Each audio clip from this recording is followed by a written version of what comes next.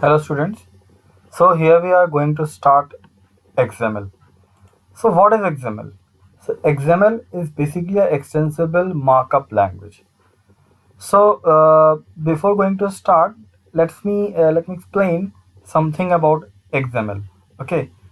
So it's a markup language same like HTML, but it is a very different from HTML because XML was basically designed to carry data. That means suppose we have it's like a database.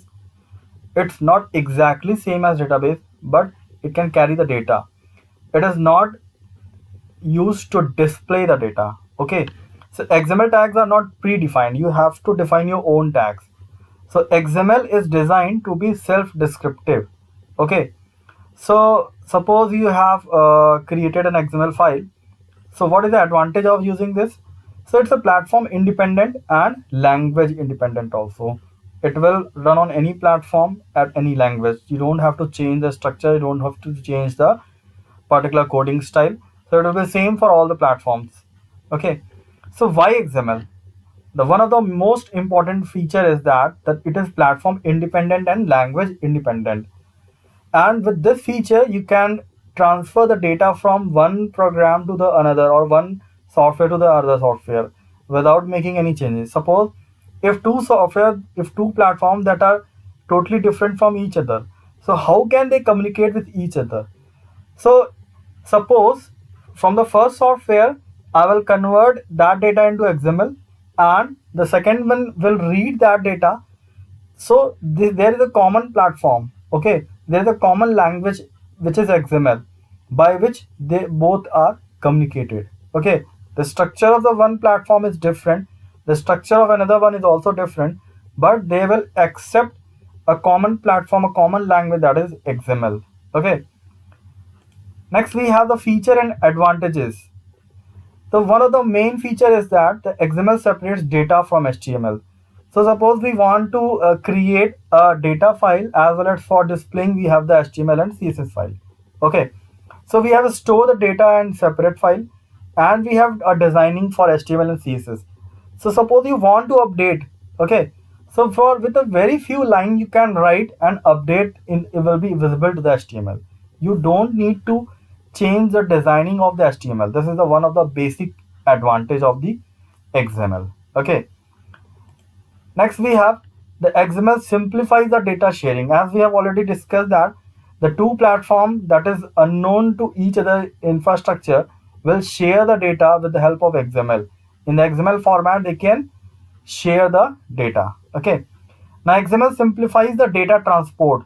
Data transport, it will simplify it because the time consuming challenge to for the developer is to exchange data between incompatible system over the internet. So it is very easy to share the data in the format of XML.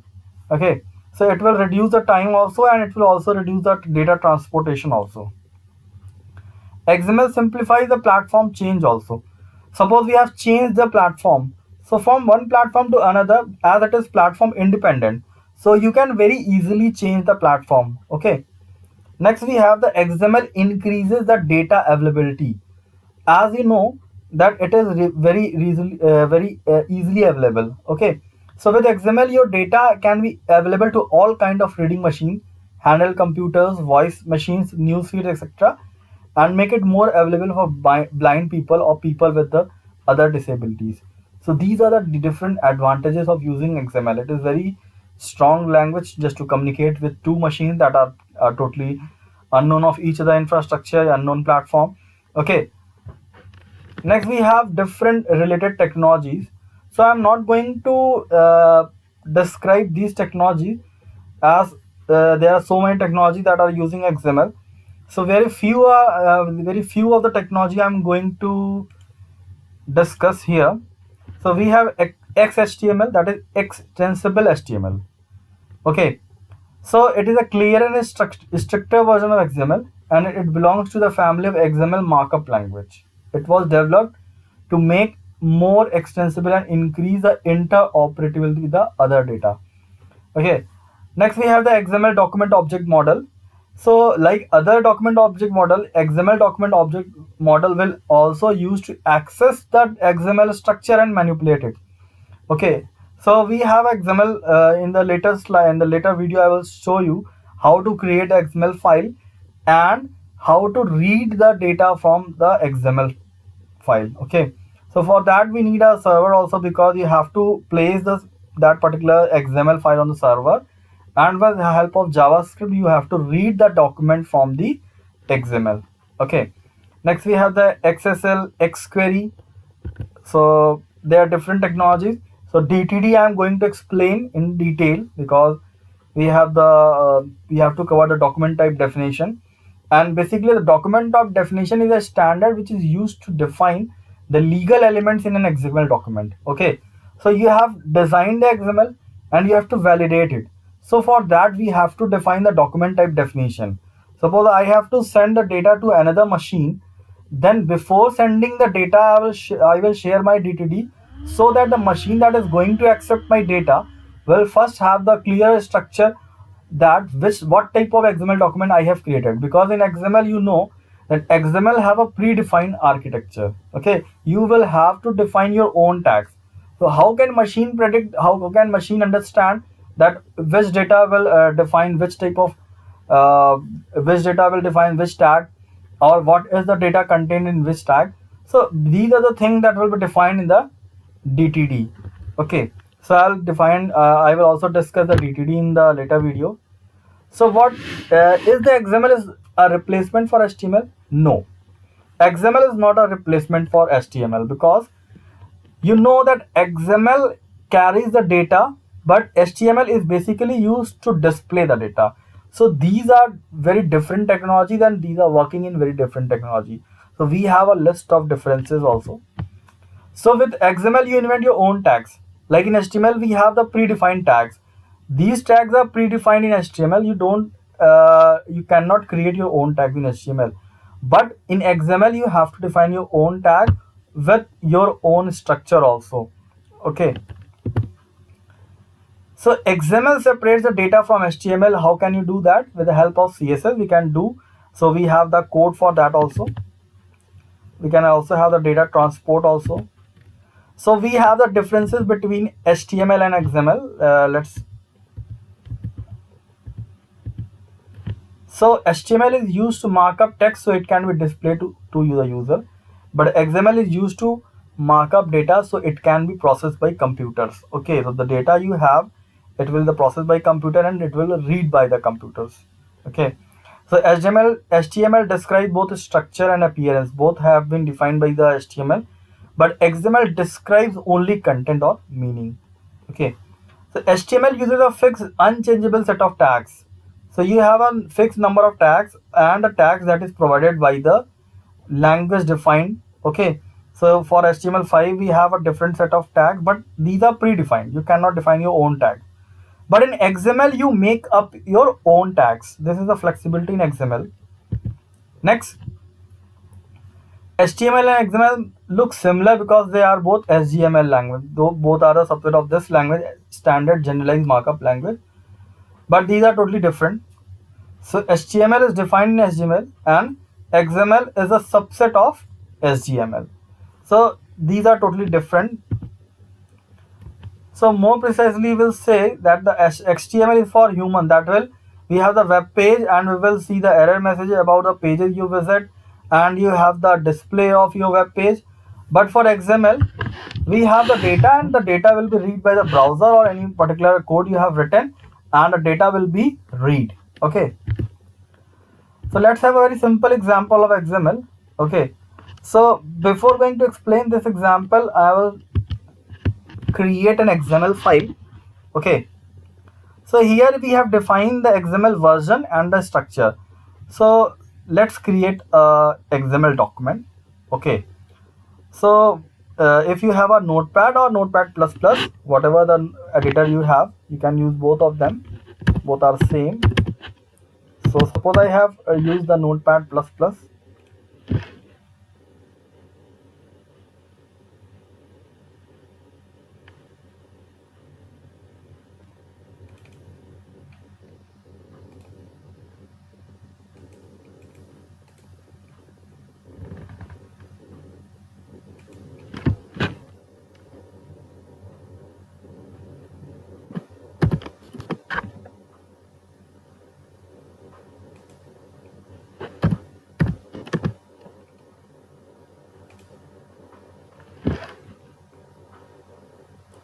Okay, so first we have to define the XML version. Okay, so here you'll see in the slide that here we have a different structure, but I'm not going to do this code. I will have my own code. Okay, so first you have to define the XML version.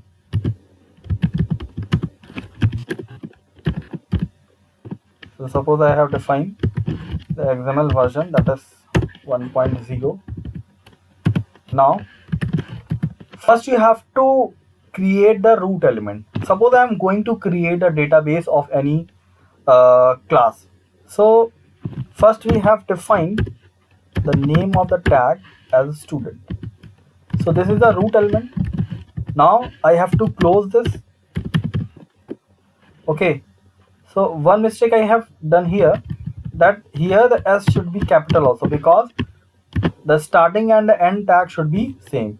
Now you can save this particular file anywhere. So I have saved in the desktop, and suppose I have saved with student.xml. This is the extension of the XML file. Now in student I have defined another tag. Suppose I have defined the data and data is closed. Now in data, suppose I have stored roll number. Now suppose the roll number is 1 and the tag is closed. Okay, now I have to find another tag, name. Here name I have written Abhishek, and this tag is also closed. Now branch. So in branch I have defined a CS, and the branch is closed. Okay, so this is the data of one student. Now suppose I want to store the data of another student.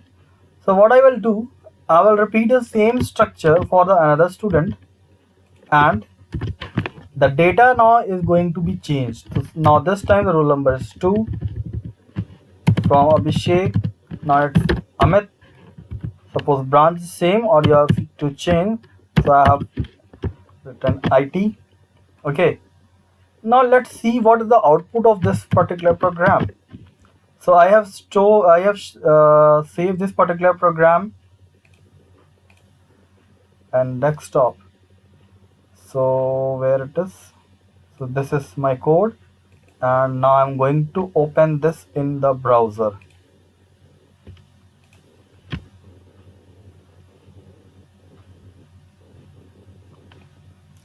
Okay,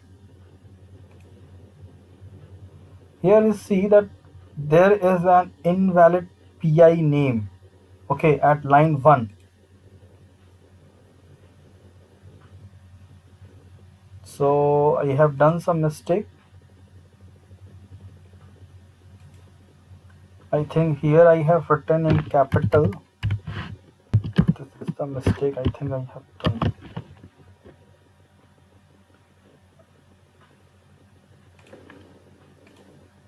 Yes, actually I have written in capital, so this is a mistake. So now it's okay. Now you'll see that this particular data now is the XML, the structure you will see like a tree like a structure.